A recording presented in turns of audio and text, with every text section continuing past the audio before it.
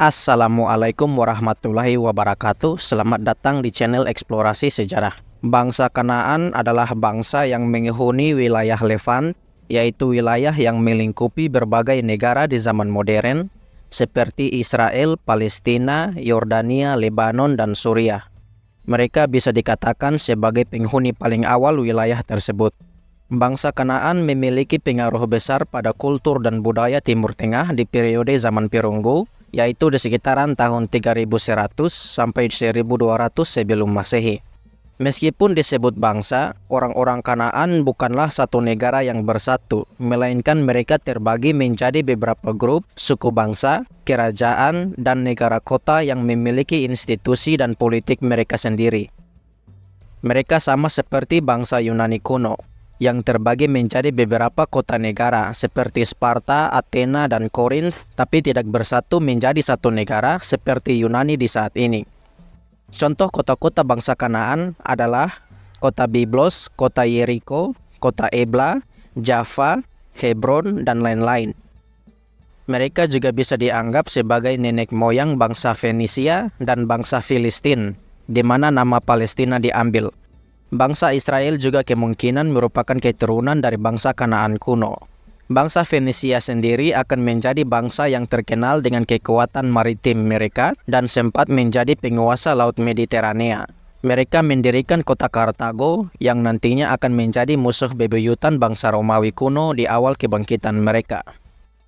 Sebelum datangnya bangsa Israel dan agama Yudaisme mereka, bangsa Kanaan menganut aliran politeisme, yaitu kepercayaan dengan berbagai dewa dan dewi yang disembah secara bersamaan. Di video ini saya ingin membahas secara singkat tentang dewa-dewi bangsa Kanaan kuno, yang cenderung kurang diketahui oleh orang-orang banyak.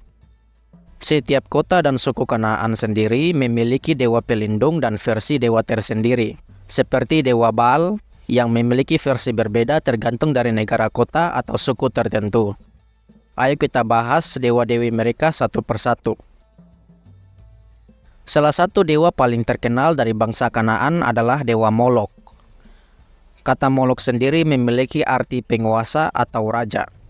Sedangkan dalam bahasa Fenisia kuno, Molok bisa dipanggil Melek, yang berarti pengorbanan. Ia digambarkan sebagai dewa berbadan manusia dan berkepala banteng. Molok adalah dewa pengorbanan, atau lebih tepatnya lagi pengorbanan anak-anak. Dewa Molok sering disembah untuk membawa kesejahteraan, dan penyembah dewa Molok akan mengorbankan anak-anak sebagai bagian dari upacara penyembahan mereka. Patung dari dewa Molok biasanya dibuat dari perunggu dan memiliki tungku api di bagian dada yang terbuka. Ketika upacara penyembahan tiba, tungku api itu akan dinyalakan, kemudian pengorbanan akan dilaksanakan. Terompet dan drum akan digendangkan dengan keras agar teriakan dari sang korban tidak akan terdengar. Di dalam agama Kanaan kuno, dewa Molok bisa dikatakan sebagai dewa yang paling kejam dan menakutkan. Dewa Molok biasa disembah oleh orang-orang Ammon, Moab, dan Fenisia. Dewa Aglibol. Dewa Aglibol adalah dewa bulan yang disembah di kota kuno Palmyra, Suriah di saat ini. Ia adalah bagian dari Trimurti dan disembah bersamaan dengan dewa Baal Shamim sebagai dewa langit dan dewa Malakbel sebagai dewa matahari. Orang-orang Palmyra menyembah ketiga dewa ini sebagai dewa pelindung utama kota mereka. Dewa lain yang disembah orang-orang Palmyra adalah dewa Arsu. Dianggap sebagai perwujudan dari bintang Kejora atau planet Venus itu sendiri. Arsu memiliki saudara kembar bernama Azizos, yang sama seperti Arsu dianggap sebagai perwujudan dari bintang Kejora dan planet Venus. Mereka sering digambarkan sedang mengendarai unta dan bertindak sebagai pelindung karavan pedagang. Selanjutnya ada Dewi Anat. Dewi Anat adalah dewi peperangan dan berburu. Ia adalah dewi yang populer dan sangat dihormati oleh suku Amorit, salah satu suku bangsa Kanaan. Ia sering disembah sebagai dewi utama di kota Mari. Di dalam mitologi suku Amor, Dewi Anat adalah sekutu setia dari dewa Baal dalam usahanya untuk menjadi raja para dewa. Dewa selanjutnya adalah dewa Baal.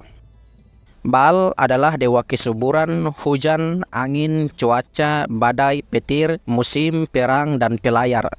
Namanya memiliki arti pemilik dan lord atau tuan. Baal adalah salah satu dewa paling terkenal dan populer dari bangsa Kanaan. Ia disembah oleh hampir seluruh suku-suku Kanaan di Levant dan bahkan sampai ke Mesopotamia. Namanya disebutkan di berbagai kitab suci agama Abrahamik termasuk di dalam Al-Quran, lebih tepatnya pada kisah Nabi Ilyas. Sebagai dewa musim, ia digambarkan selalu pergi ke dunia bawah ketika musim kemarau tiba dan akan muncul kembali di musim gugur, menciptakan badai yang akan menghidupkan kembali alam. Kota kuno Baalbek di Lebanon katanya dinamakan atas nama dewa Baal ini. Di Mesopotamia, Baal disebut sebagai Hadad dan diperkenalkan oleh bangsa Amorit ketika mereka bermigrasi ke sana. Lama-kelamaan kedua versi dari Baal ini akan bersatu menjadikan dewa Baal sebagai dewa Baal Hadad. Dewa Baal Hadad dilambangkan dengan banteng. Perawakannya sering digambarkan berjanggut, kedua tangannya memegang gada dan kilat, dan kepalanya menggunakan mahkota bertanduk banteng. Baal Hadad memiliki seorang istri bernama Dewi Atargatis, yang merupakan dewi kesuburan dan dianggap sebagai dewi pelindung tanah utara Suriah. Burung merpati dan ikan adalah hewan yang dianggap suci bagi penyembah Dewi Atargatis. Di kota Askalon, Dewi Atargatis sering disamakan dengan putri duyung karena asosiasinya dengan hewan laut, terutama ikan-ikan. Di kota Kartago, koloni bangsa Fenisia, Baal disembah sebagai dewa Baal Hamon, yang merupakan dewa utama mereka, berperan sebagai dewa kesuburan, cuaca, dan vegetasi. Orang-orang Kartago juga mengasosiasikan Baal Hamon sebagai dewa persembahan, membuat perannya sama dengan dewa Molok. Tapi kali ini mereka menyembah dan mengorbankan anak-anak untuk meminta kesuburan panen mereka, bukannya meminta kesejahteraan seperti dewa Molok. Selanjutnya ada Dewi Astarte, dewi cinta, perang, dan kecantikan. Astarte sering disamakan dengan Dewi Istar di Mesopotamia. Dewi Astarte sering disembah oleh bangsa Kanaan seperti Fenisia dan Amorit, menjadi salah satu dewi utama di kota Ugarit, Mari, dan Ebla. Dewa selanjutnya adalah Dewa Chemos, dewa perang dan kehancuran.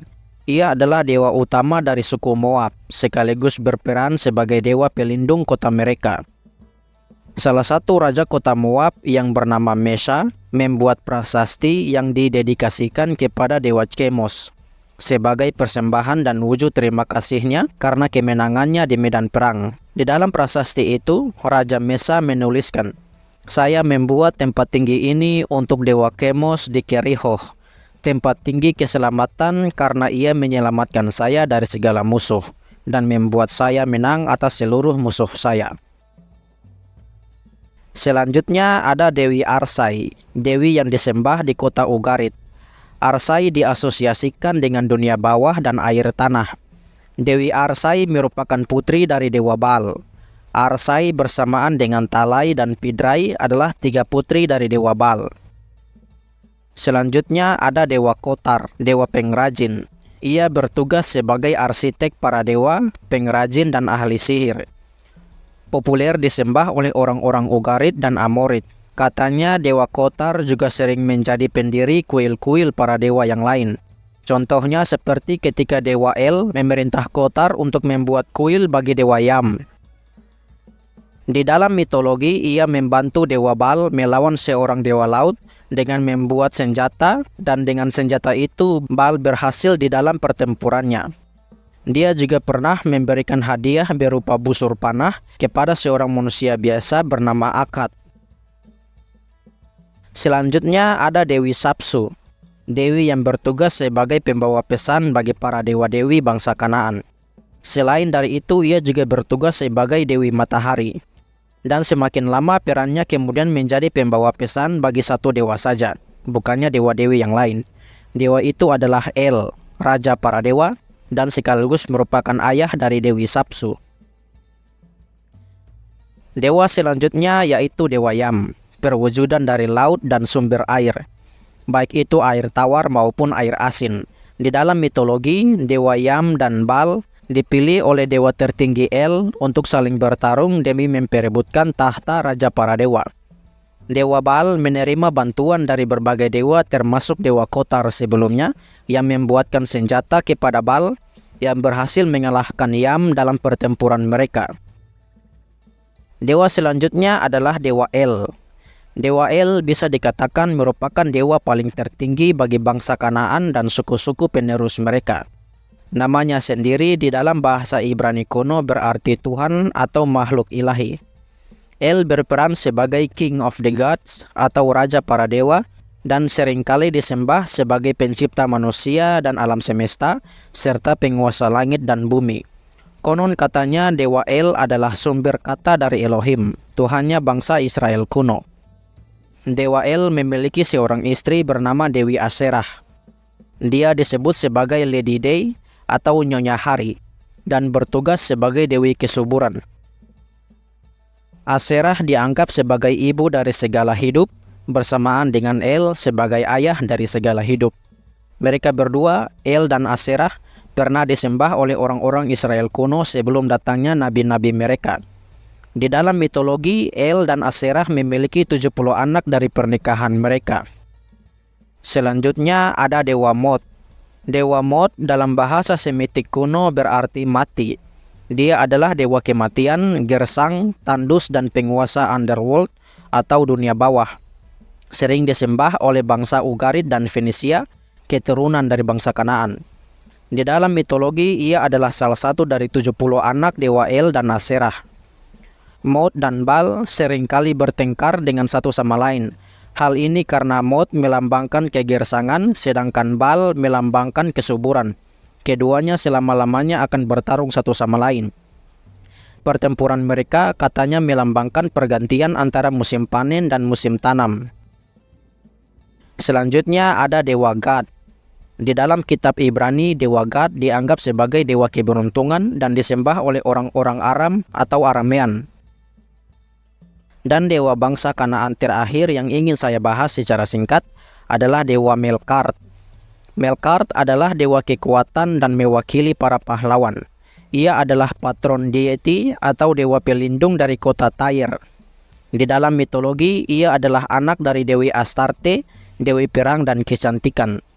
Di dalam salah satu festival orang-orang Fenisia, yaitu festival musim semi, Dewa Melkart akan dianggap meninggal dunia dan bangkit lagi ketika festival tersebut berakhir. Hannibal Barca, salah satu jenderal terkenal dalam sejarah dan musuh bebuyutan Romawi kuno, adalah penyembah Dewa Melkart. Ia sempat melakukan ziarah ke salah satu kota suci Dewa Melkart, yaitu kota Gades, sebelum memulai peperangannya dengan Romawi di dalam Perang Punik kedua. Nah, itulah dewa-dewi dari bangsa Kanaan yang ingin saya bahas. Karena kultur dan budaya bangsa Kanaan yang banyak dan khas, masih banyak lagi dewa-dewi yang tidak saya sebutkan di video ini. Ini hanyalah perkenalan kecil kepada dewa dari bangsa yang kuno satu ini. Terima kasih telah menonton dan semoga bermanfaat bagi kalian semua. Jangan lupa untuk like, komen, dan subscribe. Terima kasih telah menonton dan sampai jumpa di video selanjutnya. Assalamualaikum warahmatullahi wabarakatuh.